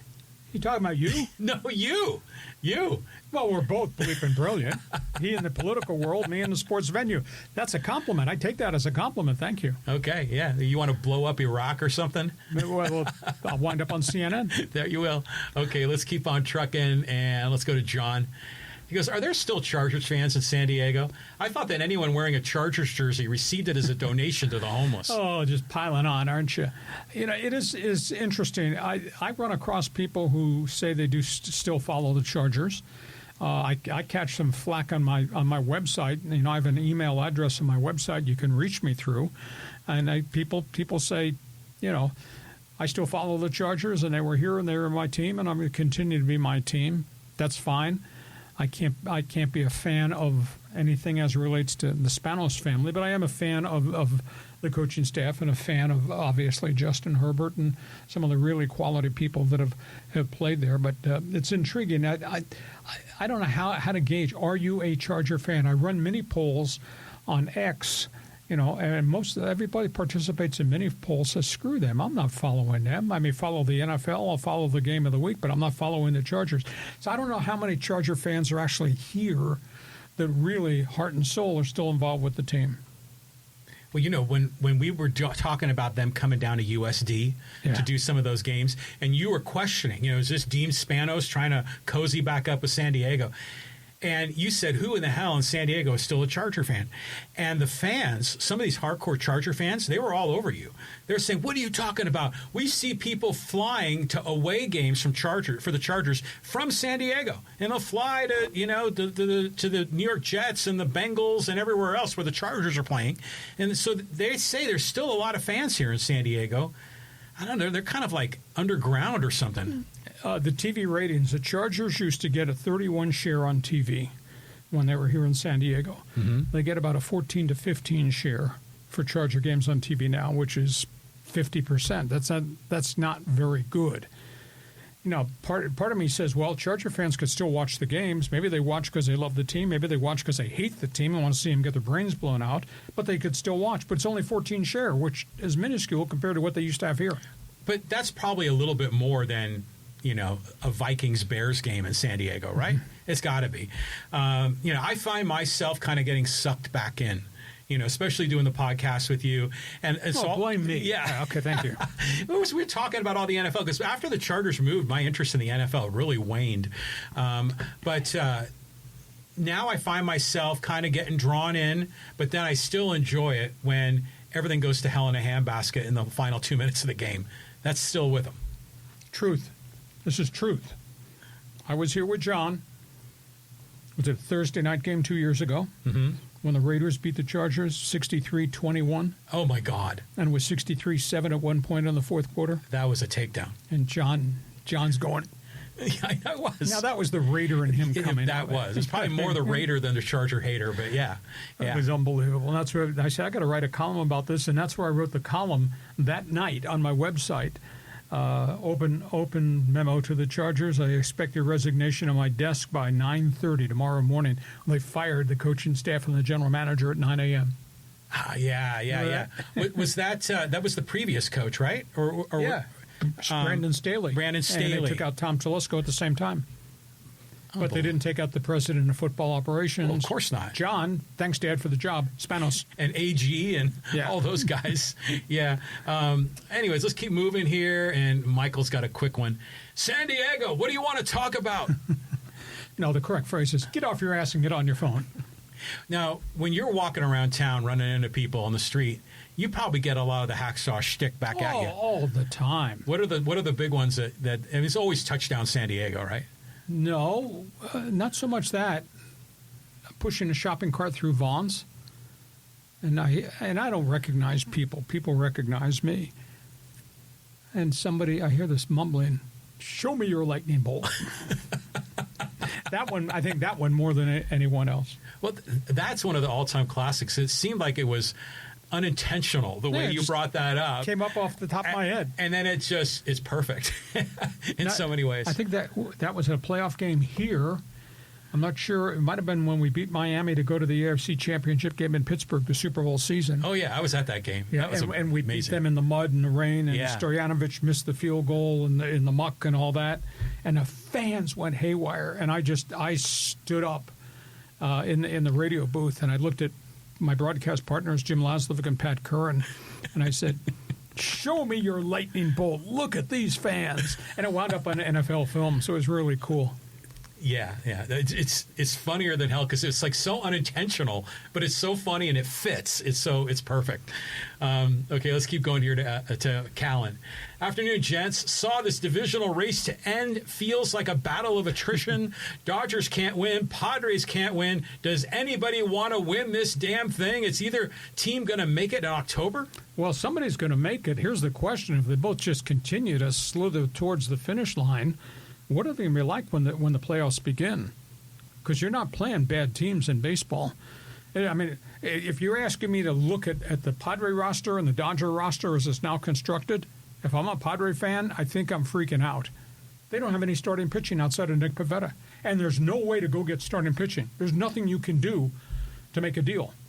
The only transaction you could make, John asked me this question 2 weeks ago because the September 1st deadline is come and gone. Right. The only thing you can do is deal minor leaguers. You can't deal anybody off the major league roster. But for example, and I don't know why anybody would do this, but you got Luis Campusano, who's a 4A player in El Paso.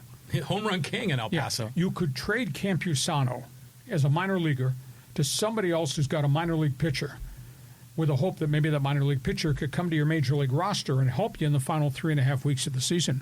But he's not eligible for your postseason roster now. But who would trade you a good minor league pitcher at this late date? I mean, and who would trade you a good minor league pitcher for Campusano? Because nobody believes Campusano can play in the major leagues right now. Well, why in the hell isn't Randy Vasquez on this roster? Well, once you're sent down, you got to stay down for 15 days unless there's an injury. Okay. And you can play this. Put them on a Southwest Airlines flight to El Paso. You can do that, but they have to be there for 15 unless somebody gets hurt. Okay. So now the Dodgers have been able to do this with Oklahoma City because they got numbers. They have different guys they can send down and bring back. Way bigger numbers. And they've had injuries. The Dodgers keep putting relief pitchers on the DL Monday, Thursday, and Sunday. So, but at this point, there's no way to get pitching. So what scares the hell out of me?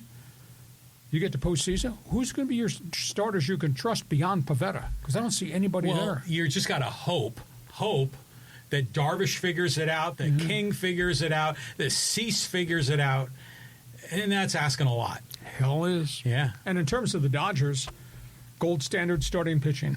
Now, they're all going to hit? I don't know. They have hit in the past, not hitting consistently now. Can't trust anybody in the bullpen. Well, I would imagine some of those starters would be bullpen pieces, right? I mean, in the playoffs, you're only going to have, especially in the first couple of rounds, 3 starters, right? Mm-hmm. So, maybe someone like M. Sheehan, is going to be a reliever. Maybe even, you couldn't really use Ohtani as a reliever because he has to bat and all the, substitution rules, but someone else is going to be a reliever. They both got problems. Holy cow, they got 3.5 weeks. I just don't know how the Padres is going to sort this out. That's the one that really alarms me. They have no pitching right now. And it spins back to what happened on the night of the trade deadline, because we talked about it right out of the gate that next podcast.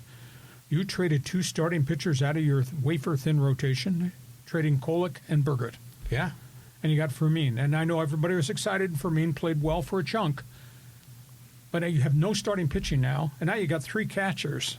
Because they just re-signed Maldonado. Well, Maldonado's going to be down here with Chihuahuas, right? For the time being. Yeah. I mean, he's just like, just in case. Policy. Yeah. But,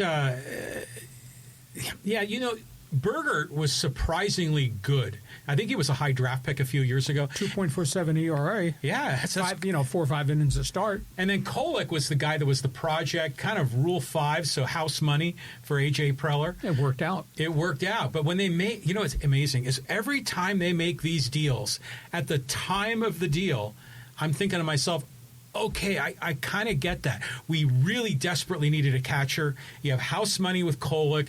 Burgert probably playing a little better than you thought.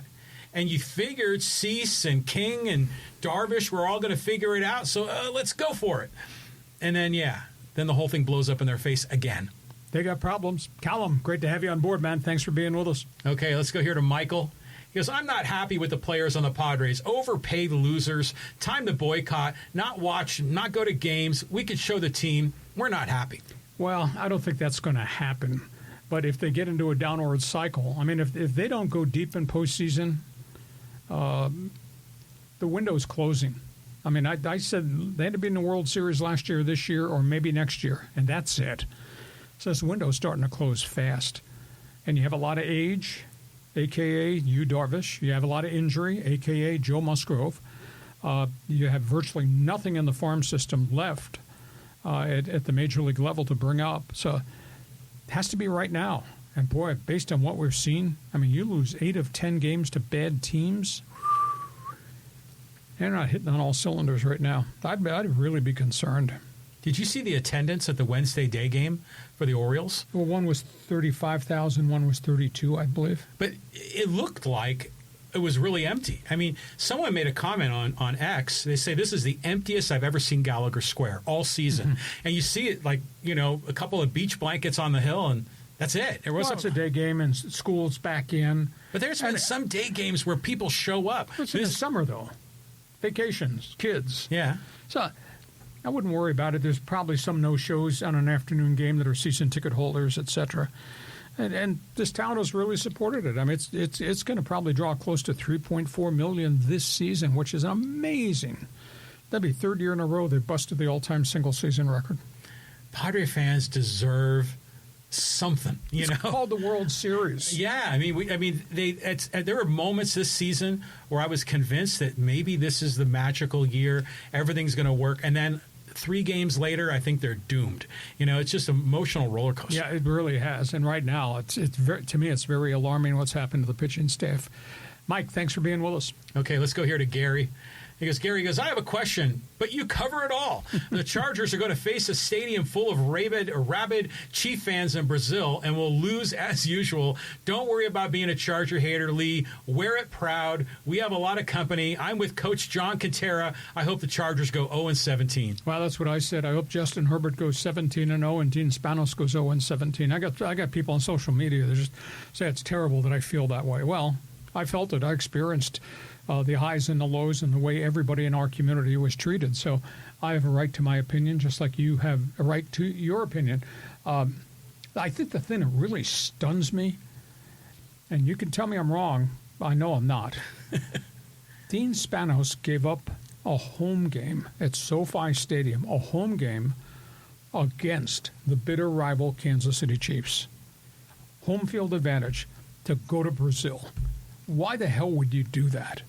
I would have told the league, no, I don't want to play in Brazil and forfeit a home game against them. You want to send me, I'll give you my home game with Indianapolis or Jacksonville or whomever else.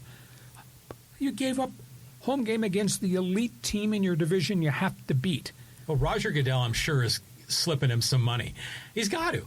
I mean, especially when the Chargers play the Chiefs in Brazil. I mean, the Chiefs are going to be the dominant fan base there because they're the winner. They're the dominant team globally right now. You got, you got Kelsey and Mahomes and that whole thing. No, you got Travis Kelsey Swift. I wonder if Taylor Swift's going to go to Brazil. Probably not. But the next announcement will come. Taylor Swift, halftime Super Bowl show.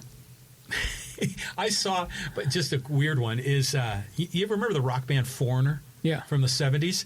They've got all new guys right now. But anyways, they sent a note to Travis Kelsey on X and says, we are offering ourselves to be your wedding band. I think that was pretty funny. But I agree. I think giving up a home game is he's got to pay, what's his name, the Kroenke, rent to be in that stadium at SoFi. There's no way they're going to give up revenue. So Goodell has got to be taking care of Spanos. Are you offended? Or are there Charger fans out there? Can you believe that Spanos gave up a home game against Kansas City to go to Brazil? Am I right? Am I right? Or is he wrong? Let's talk about that. Fans Forum chat box is still open. Jump on board, put an asterisk, say Charger response. Go ahead, next one, John. Okay, Gary has another quick follow-up. He goes, hey, we may be on different street corners politically, but we can unite together in our hatred for the Chargers. Boo. But I'm a big Justin Herbert fan. I know there's counseling I can get for that. Maybe there's some medication about liking the quarterback and disliking the owner. I love the NFL. I love game night. Game day is so exciting, and I lived it from within. It is just so cool. This is going to be a great game on Friday. There are so many great storylines. Quarterback versus quarterback, quarterback versus defense, quarterback versus defensive coordinator, Mahomes versus pass rush, new pieces, Charger defense versus all things Kansas City has coming off the line of scrimmage. John watches a game with me, and he can't communicate with me while I'm watching a game. Well, you're charting the game. I'm charting all kinds of stuff. Keeping track of stuff. But there was a game in Brazil, was it last year or the year before, and wasn't it Chargers-Chiefs or was something like that, wasn't it? No, Chargers I don't think have been in Brazil. I think there was one other game, but it wasn't the Bolts. Okay. But yeah, we're different corners politically, but we can unite for our hatred of the Chargers. We move on. Let's go to John. What's the deal with the Dodgers? They don't even look like they want it. They're lost. I asked the question, where's the leadership? Dave Roberts has not lost his mind yet in a post-game press conference, but it sounds like he's right on the brink of losing his mind. When he starts using phrases like focus and intensity, that's kind of an indictment of his players. Where's the leadership of the Dodger players? Where's the personality there? I'm not sure who it should be. I mean, Muncy's a good player and a veteran player, but Muncy's not loud. Freddie Freeman is as stoic as can be. Mookie is introverted, but Mookie's a great player. Ohtani is a superstar, but he's not vibrant. Where's the leadership of Dodger baseball in terms of a guy picking up the flag and say, follow me, guys? I don't see it. Do you? Well, Dave Roberts has been talking about that throughout the season, and his guys just don't seem to respond. Mm-hmm. So that's why I have a sense that the players just aren't as focused on wanting to win the division. They just want to, obviously they want to enjoy their fame and fortune. They want to do well in the playoffs. But, they figured, hey, we're comfortable. We're going to get to the dance. No big deal. That's my sense coming from the players, both Dodgers and Padres. Not going 4-11 against last-place teams in baseball. Yeah, I mean, it's not a good way to do business. All right, John, we'll see where this goes. Boy, it's going to be interesting. Okay, and Michael here solved my brain lock. It was Blake Griffin. Right, with Oklahoma State. Yeah, that was the Clipper. No, Oklahoma. It was one of the two. He was a Sooner, I think. Yeah. And he was a cornerstone. He was supposed to be there with CP3 and Chris Paul. But he blew out his knee early, right? He had chronic, all kinds of injury problems. Yeah. He retired early. He wound up getting traded a couple times. You could add Danny Manning to that list. Oh, sure. I mean, all these Clippers that had just gone down in a heap of broken knees. Okay, let's move on. Let's go to Lenny. He goes, fire AJ? I don't think that's possible at this point. They gave him a contract extension, I think runs through 27. He worked the deals that he wanted to work. He creatively financed the deals by getting other people to pay a piece of the salary. But the cost was he traded the whole farm system away again for the fourth time in 11 years. I don't think his job is in jeopardy if this fails. But where are we going? That's the problem, is you stockpile all this talent, you trade everybody, his currency is his farm system, you trade him away again. We're going to wake up a year or two from now, and everybody's going to be 34, 35 and older with contracts that stretch into age 40 to 42, and you got no farm system. So, I mean, what do you have here? You have this window to do it, and the window seems to be closing, and all of a sudden, bingo, your team is old, and you have nobody to replace them, and then you're like that. I would think that the Padre leadership seems to be aligned with AJ. Peter Seidler was, for sure. Mm-hmm. And I know, Grupner, I guess I've heard, and Preller may not necessarily see eye to eye, but Preller is working within the boundaries that he's given. Mm-hmm. And I'm convinced that Mike D was chirping in his ear to, trade for Kemp or, do all those big splashy moves when AJ Preller got hired. So I don't know. My sense is Preller is constricted in a box of what he can spend, but he's very creative. Yeah, but he spent the future again. But he keeps restocking again. Look at this new shortstop we got, with the flurry of deals at the trade deadline. looks like someone that might be able to fill in for DeVries. You're talking about Will Wagner. No, not Will Wagner. Some other guys like Jose Quijada or something like that. But Yeah, that's down the road. but it's still, he's always replenishing. And I think that's good. Okay, I don't think he's in trouble at this point in time, but damn, they got to go deep into October. There has to be a World Series appearance somewhere here with this collective group. Otherwise, this has been all for naught. Okay, we move on. Okay, here's a 1-2 punch from our friend Aztec Mike. He goes, Padres bandwagon crashing and burning? No, really. And Hacksaw makes excuses for the fans. Epic. I'm not sure without making excuses for the fans. I'm sitting there and pinpointing the shortcomings of the team and how the front office has done their business. What's an excuse for the fans? What are you talking about? Well, here's his number 2 punch. And he says, 82 people watching now. I guess trashing the San Diego State Aztec fans and team is not helping you. I don't know what your beef is. I cover it the way it should be covered. I support it. I go to the press conferences. I'm at the game. So if you don't like it, you don't like it. But I'm talking about it, and I'll continue to talk about it. And by the way, I've written some really positive things about Sean Lewis. So, well, yeah, you cover the Aztecs far more than anybody. Yeah, like 99% of the media here in town. And by the way, our viewership numbers on the live stream are a tiny percentage of the total amount of views and hours spent when you add up everything. You know, when you add up all the segments we do, and most people don't watch it when it's live, and people kind of come and go. And by the way, we're live streaming on 3 different platforms right now, and so what you're looking at is only 1/3 of the bigger picture. So yeah. Anyways, we cover Aztecs pretty good, Aztec Mike. I think you got to be honest there. What I guess my only bounce back would be, you don't like it? Why are you watching it on a consistent basis if you don't like it? Proves my point. We're pretty damn good at what we do. Thank you, Mike. Aztec Mike is something. He private or direct messages me on Facebook. He's a good guy. He's very passionate about the Aztecs. Okay, let's go to social media. And Charger fan here from Dub McBogey. He goes, I was here for the Chargers before the Spanos family and before Hacksaw. Hey, Mo, bitter and resentful is no way to go through life. Just calling it the way it is. And I'm in the majority with virtually everybody about this. If you're sitting there, McBogey, with the opinion, you agree with Spanos for yanking the franchise out of here after 55 years of loyalty, I totally disagree with you. You might be the only guy standing on a street corner by yourself that he had a right to leave because what he did to the community is terrible. Am I wrong? No, I'm right. Well, he has a right to leave. He has a right to move his franchise wherever he can, provided the owners all agree with him. But yeah, he screwed San Diego. And the whole stadium thing was a dog and pony show. He didn't want the stadium in Mission Valley. He was just going through the motions, knowing that it was going to fail in San Diego. He's going to go to L.A. He's going to try to make it fail in San Diego, so he says, see, I can go to L.A. Yeah, but he was able to say, see, I tried to go to the city, you know, and then he blames the politicians, although there were some dirty hands there too. But I guess McBogey is one of the few Charger fans that's still in San Diego. He can be a Charger fan in San Diego, no problem, but don't tell me I should not present the facts the way they are and the truth and have an opinion that we should never, ever forgive Spanos. And I got along with Dean for a long time until he did what he did to all 55 years of loyalty here. He could have been revered in this community by keeping the franchise here and help funding the stadium, and forever he's elected to be reviled. I don't know many people that are willing to forgive him. You are? You do what you want. Enjoy yourself in Los Angeles. We move on. Well, Baltimore fans are probably still pissed at Modell, right?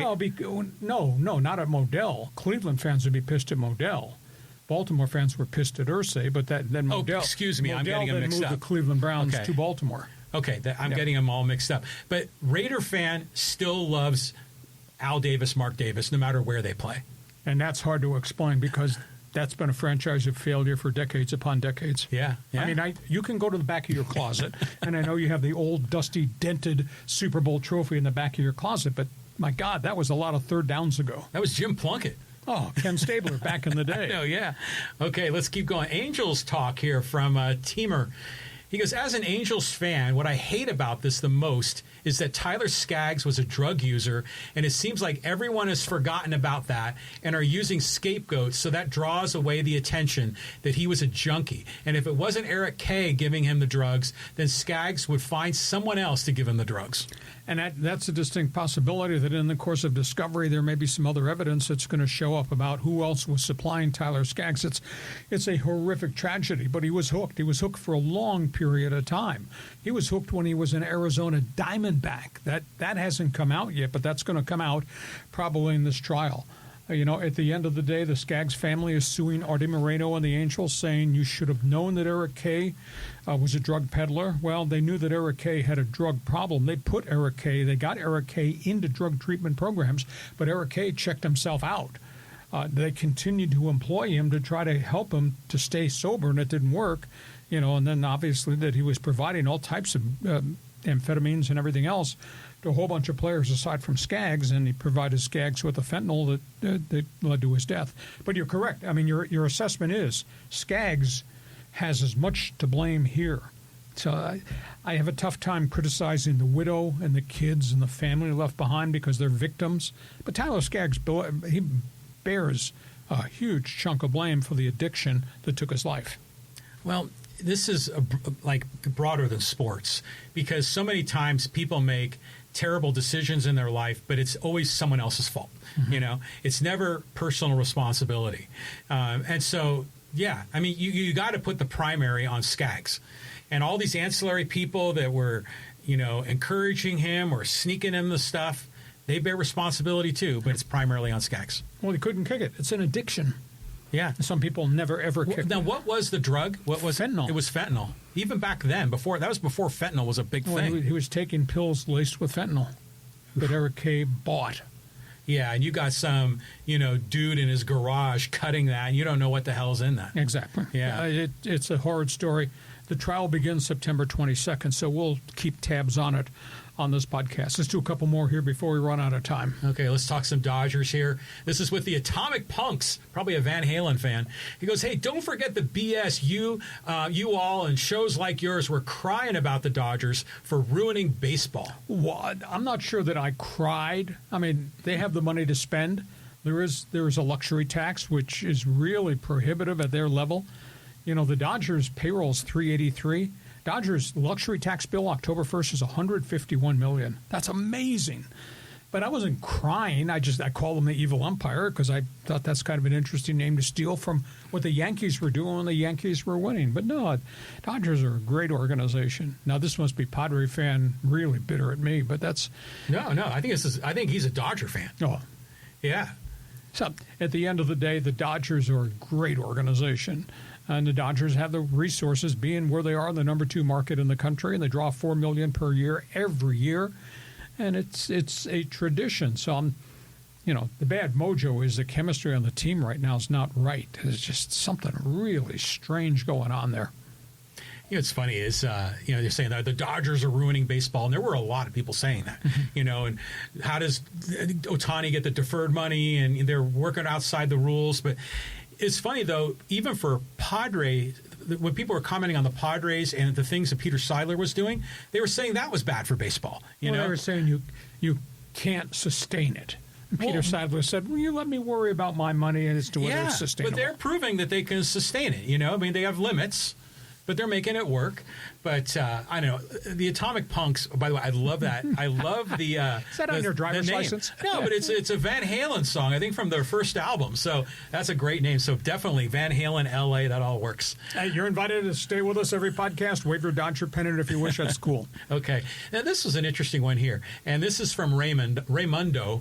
And he goes, Padres need to get a slugger, 35 to 45 home runs. They only have nickel and dime hitters. Tatis mysteriously is lacking in power after his suspension. Strange. Well, I don't know if that's the case. I think Tatis has got an oblique injury, and I think that's changed everything. Machado is a huge mystery to me for somebody that everybody says instant Hall of Famer. Dude's hitting, get this, since August 1st, he's hitting .218. He was carrying the team. For a while. Yeah. He's hitting .218. He's had 2 home runs since the 25th. So it's a grind of a season, et cetera. But you are correct. They're missing something. I mean, thank God there's Gavin Sheets. And O'Hearn's hit some home runs, and Laureano's popped a few along the way. But over a sustained 162-game schedule, if they could find a bopper, that would really help. You know, when we got this comment, I went back and looked it up. So Tatis had 7 home runs in April. Mm-hmm. Then he got hit on the arm, and that was on May 2nd. It was a forearm, Yeah, and that was a Pirates game, I think. And he hit 5 in May. So 7. Imagine if he hit 7 every month. 7 times 6 is 42 home runs. We hit 7 in April, 5 in May, 2 in June, 2 in July, 1 in August. And that, and then meanwhile, at the beginning of April, his buddy, Jurickson Profar, gets busted for PEDs, and then he's out of baseball for 3 months. And so it looks a little suspicious, like, when his buddy got, taken down, maybe Tatis, again, conspiracy theory, sort of weaned off the juice. No, those guys get drug tested all the time. They get tested 10 times a year, spontaneous. Well, then maybe if he hit 5 home runs in May, then it must not have been the injury to his arm, because that happened on May 2nd. So, yeah. But then he got hit on the wrist, and then he admitted he's had no oblique problem. But, dude, there's like no power, Yep. We used to see like huge exit velocity, and it's just not there the way it used to be. Okay. We'll see where it goes. We've got 3.5 more weeks of baseball to go.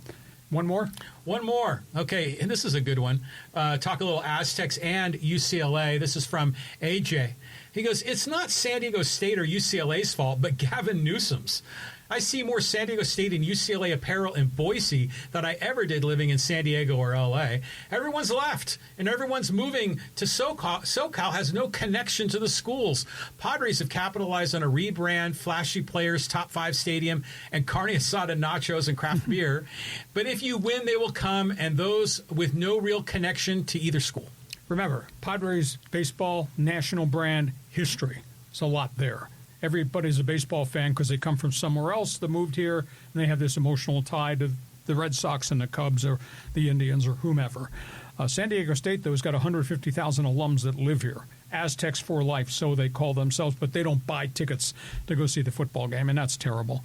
I don't think it's got much to do with the governor, although I'm tired of paying taxes on top of my taxes on top of my taxes. Yeah. We're getting taxed to death here in the state of California. So San Diego State's just miscast in football, not been in a sexy conference, not going to a sexy conference. Thank God for Brian Dutcher, Steve Fisher have made basketball a national brand to give us something to wrap our arms about.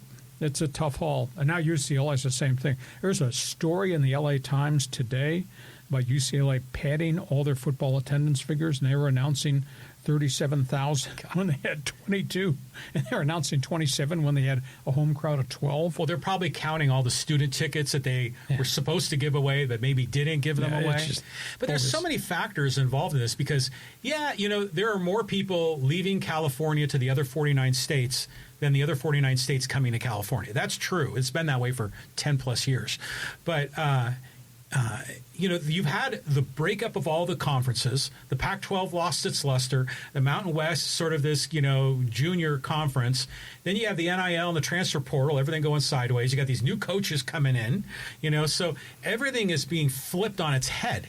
And to say nothing of the whole COVID thing where fans were sidelined, it's like we kind of woke up 6-7 years later and like, okay, we got to hit the reset button and figure out who we're rooting for. It's chaos. It is chaos. Really chaos.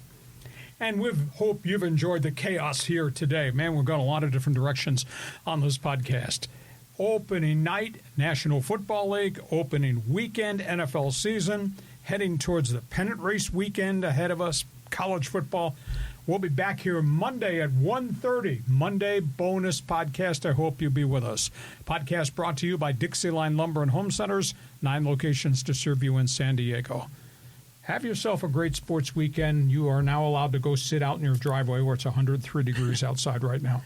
I can't believe it's like the NFL is starting already. Yay. Yeah, well, yay, but I mean, it just felt like we were just starting the summer, and now we're about to get into football weather. You enjoy your great sports weekend. We will. Thanks for being part of this podcast. Thanks for being with us on Hacksaw's Headlines. Join us again for Hacksaw's Headlines on YouTube, Facebook, and Twitter. And find the audio version on your favorite podcast app. Touchdown, San Diego! For more content, go to LeeHacksawHamilton.com.